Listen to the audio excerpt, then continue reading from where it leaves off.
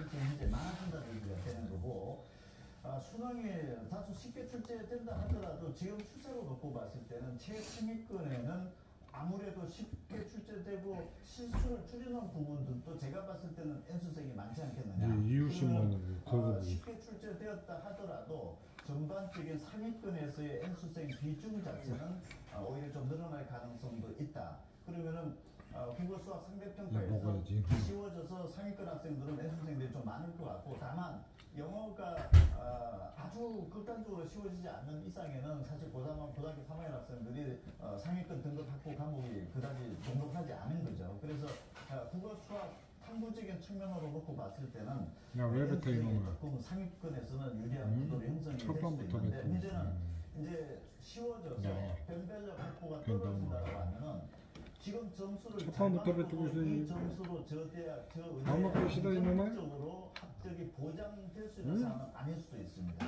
그래서 그 원인 중에 하나는 같은 1등급 안에 들어왔다 하더라도 그 표준 점수에 해당하는 국내 학생이 몇 명이 된다라고 하면 사실은 경쟁력을 잃게 되는 거죠. 그러면은 다른 과목에서 잘 봤거나 뭐 이런 또 다른 변수가 있지 않으면 이 과목을 아무리 잘 봤다 하더라도 경쟁력은 사실은 발휘가 불가능할 수 있는 상황일 수도 있습니다. 그만큼 눈치 작전이라든지 치열할 수 있고, 실제 측정 결과가 나왔을 때 본인의 점수 학생이 어느 정도가 되어 있고 그 위의 점수와 그 밑의 점수의 부관대 학생들이 많고 적느냐에 따라서 상향 지원할지 하향 지원할지 그게 신호가 네, 지난 수능은 불수능이라고 평가를 받았었고 올해 6월 모의평가도 굉장히 어려웠어요.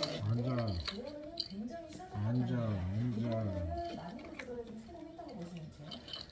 지난해 매우 어려웠던 부분들에 대해서 굉장히 민감하게 좀 받아들였었죠. 그리고 6월 평가원 모의고사 때는 너무 지나치게 어려웠었기 때문에 어떤 그런 어려웠던 부분들에 대해서 좀 쉽게 가는 기조에 대해서는 뭐 전반적으로 뭐 성공했다 이렇게 볼 수 있지만 상황에 따라서는 상위권의 변별력 확보는 상당한 문제가 발생을 했다라고 하면 이 또한 앞으로 문제가 될 가능성도 있습니다. 예. 지금 의대가 변수가 될 거라는 얘기는 뭐 수없이 많이 해왔는데 실제로 입시 동향은 어떻게 파악이 됩니까?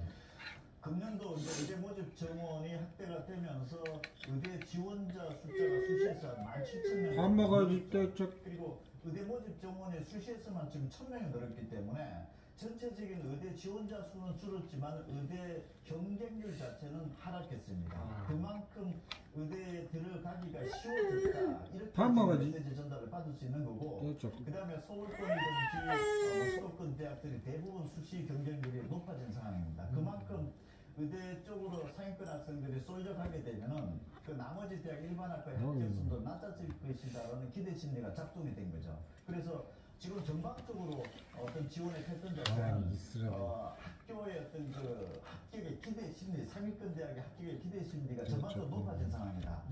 그래서 지금 현재 수시 때도 상향적인 지원 패턴이 나왔는데, 금년도 지금 현재 쉬워진 상태에서 시제 원점수 기준으로 봤을 때는 점수가 잘 받았다라고 하면은 지금 현재 정시도 실제 채점 결과가 11월 6일 나오기 이전까지는 나름의 어떤 그 상향 지원의 패턴을 생각할 수 있는 학생들도 일단 층 자체는 많아진 것이 아니냐 이렇게 볼 수도 있는 상황입니다. 늘어나는 무전공 선발도 주요 변수라고 하는 어떤 지금 통합수능 2022학년도 도입되면서 그 수학 부분에 있어서 문과 학생, 이과 학생들에 대해서 사실 1등급의 수학 들어온 학생들을 확률과 통계, 미적분 이런 쪽으로 구분을 해보면은 거의 95% 정도가 이과 학생들로 추정이 되고 있습니다. 그러면은 예전에는 이과에서 문과 교차 지원을 해서 들어오는 문과 침공 이런 부분들이 이제 이슈가 되기도 했었는데, 금년도부터는 무전공 선발 제정 유형 1, 유형 2로 나눠지는데, 유형 1 같은 경우에는 아예 문과, 이과 구분이 없습니다. 그래서 들어와서 이과 학과를 갈 수도 있고 문과 학과를 갈 수도 있는데, 문제는 문과, 이과 학생들이 동시에 정시에 지원을 했을 때 점수 차가 같은 원점수에 맞더라도 이과 학생이 수학 점수에서 앞선다라고 하면은 수능 점수 위주로 선발하는 정시에서는 문과 학생들이 어떻게 길이 없는 거죠. 그러면은 상황에 따라서는 문과, 이과가 동시에 지원하는 패턴의 유형원 같은 경우에는 대부분의 합격생이 이과 학생이 독차지할 가능성도 배제할 수가 없는 거고, 또 유형2 같은 경우에는 문과 내에서의 무전공, 이과 내에서 지원 이렇게 문과 이과 구분해서 선발을 한다 하더라도 구분해서 언어와 매체 합법과 전문 중에서 지금까지 같은 점수를 맞더라도 언어와 매체가 점수가 앞섰습니다. 그러면 동네 어디서 언어와 매체를 이놈이 합법과 그냥 전문을 선택을 너무 하겠습니다. 좁아요. 같은 100점을 맞춰도 점수 차이가 발생을 이거 뭐야 한다면 이거? 거기에서도 어떤 지원이 상당한 고민이 발생하는 학생들이 발생할 수밖에 없죠. 그래서 금년도에도 통합수능에서 국어 수학에서 선택 과목 간 점수차가 얼마나 발생하느냐, 무전공 선발이 전면 도입 확대된 첫 해년도이기 때문에 점수에서 상당한 변수가 될 수 있습니다. 알겠습니다. 오늘 치러진 수능과 관련해서 임성호 종로학원 대표와 처음봤습니다. 고맙습니다. 감사합니다. 씨발. 중개 수수료 인하를 놓고 넉 달간 마라톤 회의를 이어온 배달 플랫폼과 일부 입점업체 단체 간의 상생 방안이 타결됐습니다. 현재 9.8%의 타결됐다는데 중개 누구는 수수료를 불만이야. 2에서 7.8%로 차등이나 하고 씨발. 배달비는 최대 500원 증가하는데 배달민족과 쿠팡이츠가 최종 합의했습니다. 취재기자 연결합니다. 오인석 기자, 자세한 내용 전해주시죠. 네, 배달 플랫폼과 입점업체 단체 간 중개 수수료 인하를 아파트 춤춰. 몇달 가까이 끌어온 상생 협의체 방안이 극적으로 타결됐습니다. 춤춰봐. 배달의 민족과 쿠팡이츠, 아파트. 배달 플랫폼과 소상공인 연합회, 전국 가맹점주 협의회 등 하라고 입점업체 해놓고 단체는 오늘 오후 정부 서울청사에서 12번째 회의를 열고 중개 수수료 인하 방안에 합의했습니다. 합의 내용을 보면 현재 매출액 규모의 관계없이 입점업체가 이거 최고다. 9.8%의 여태까지 유튜브 중에 이렇게 밥 먹은 애 처음 보네. 차등 인하됩니다. 매출액 단위 35% 입점업체는 중개 수수료율이 7.8%, 씨발 이놈아. 중간 45%는 9.8%, 해봐 아파트. 4위 20%는 2%의 아파트 춤춰보라. 수수료율이 부과됩니다. 배달비는 상위 35%는 현행보다 500원, 중간 45%는 200원, 하위 2%는 현행과 동일하게 지급됩니다. 적용 기간은 향후 3년간입니다. 이번 합의는 그동안 중개 수수료율 인하 폭을 놓고 이견을 보여온 배달의 민족과 쿠팡이츠가 합의하면서 이뤄졌습니다. 쿠팡이츠는 자사의 상생 방안보다 중개 수수료가 낮은 배달의 민족이 제안이 상생협조 취지에 부합한다는 입장을 밝히며 배달의 민족에서 제안한 상생 방안과 동일한 상생 방안을 시행하겠다고 밝혔습니다. 네 곳의 입점업체 단체들 중 배달 플랫폼의 중개 수수료 인하안에 소상공인 연합회와 전국 이거 봐. 가맹기업에는 배달의 민족과 쿠팡이츠가 제시한 상생 방안으로는 입점업체들의 부담을 완화하기에 충분하지 않다며 합의안에 반대했습니다. 상생협의체에 참여한 공익위원들은 입점업체의 기대에는 미치지 못하지만 최근 어려움을 겪고 있는 영세 상공인들에게 도움이 되고 있을 것으로 생각하며 의견을 같이했다고 밝혔습니다. 배달의 민족과 쿠팡이츠는 상생 방안 시행을 위한 시스템 정비를 거쳐 내년 초에는 앞으로 더 하는다니. 적용 시행될 수 있도록 하겠다는 계획을 밝혔습니다. 대책. 지금까지 YTN 오인석입니다. 더불어민주당 이재명 대표의 공직선거법 위반 사건 1심 선고가 가만히 있어요. 일제히 이재명 방탄 총공세를 펼쳤습니다. 민주당은 검찰의 가만히 있으라고. 주장하고 무죄를 자신하며 장애 여론전에도 나선다는 것입니다. 뭐 있다면 공 있다는 거야? 국민의힘은 이재명 대표 야, 공직선거법 위반 눈도 좋냐?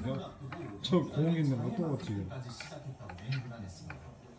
을 받으면 가만히 앉아 있을 때 34억원을 물어내야 하는데 민주당이 이럴 경우 당이 공중분해된다면 판사를 겁박하고 국민을 호도하고 있다는 겁니다. 그렇지. 이게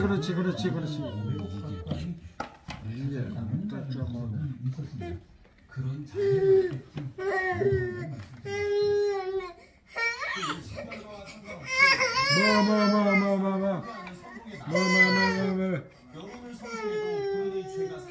또 시작이지.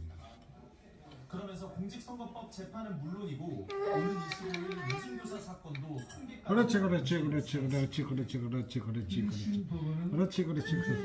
증거인멸 혐의 사건, 무죄를 기소한 사건의 10% 정도에 그쳤다고 합니다. 법치주의, 사업질서를 인정하는 창피하네. 바로 세우는 정의로운 판결이 있기를 창피하네. 민주당은 창피하네. 무죄를 창피하네. 확신하면서도 재판 결과에 창피하네. 비판을 곤두세우고 있습니다. 아빠 윤석열 타는데? 정권이 정적을 제거하기 위해 검찰을 동원해 정치를 뿐이라면 그럼에도 선거인 이용죄를 실시하는 일도 엿보입니다. 어디 뱉어 이거. 지금 뭐 워낙 이제 그런 일들이 많이 나왔기 때문에 이게 뭐야 이게. 당내에서도 그렇고 뭐 이건 뭐야, 수도 이놈아. 그렇고, 충분히 뭐 이게 작용을 하고 있죠. 민주당은 특히 이재명 무죄 여론전에 당력을 집중하고 있습니다. 당 검찰 독재 대책위원회 소속 의원과 지도부 다수는 판결 전 서울중앙지법 앞에 모여 검찰 수사를 규탄하며 무죄 선고를 촉구한다는 계획입니다. 어디 만져 법원의 이거. 올바른 판단을 통해서 어? 검찰의 사건 조작과 기소권 남용에 철퇴를 내려주시기를 기대합니다. 거기에서는 결코 진실을 이길 수 없다는 점을 공정한 판결로서 특히 친명 최대 조직인 더민주혁신회의가 법원 앞에서 대규모 집회를 열고 민주당은 판결 이튿날인 토요일 윤석열 대통령 부부를 규탄하는 3차 장외투쟁으로 새결집을 노린다는 방침입니다. 민주당 내에선 어떤 판결에도 나원에다 잘해. 체제는 크게 정신 흔들리지 않을 미친 거란 같은데. 분위기가 지배적입니다. 다만 대법 확정 시 피선거권이 박탈되는 100만 원 이상의 벌금형이 나올 경우 정치권 전반에 적잖은 파장을 일으킬 거란 전망도 나옵니다. YTN 총리입니다. 그만 뭐 이놈. 지난 대선 경선 당시 경기도 법인카드로 당내 인사 등의 식사비를 결제한 혐의가 있는 민주당 이재명 대표의 아내 김혜경 씨가 1심에서 벌금 150만 원을 선고받았습니다. 재판부는 김 씨의 묵인 아래 수행비서가 기부 행위를 한 것으로 보인다며 공모관계를 인정했는데요. 김 씨 측은 항소 계획을 밝혔습니다. 정현우 기자가 보도합니다. 안녕히 계세요. 민주당 이재명 대표의 부인 김혜경 씨가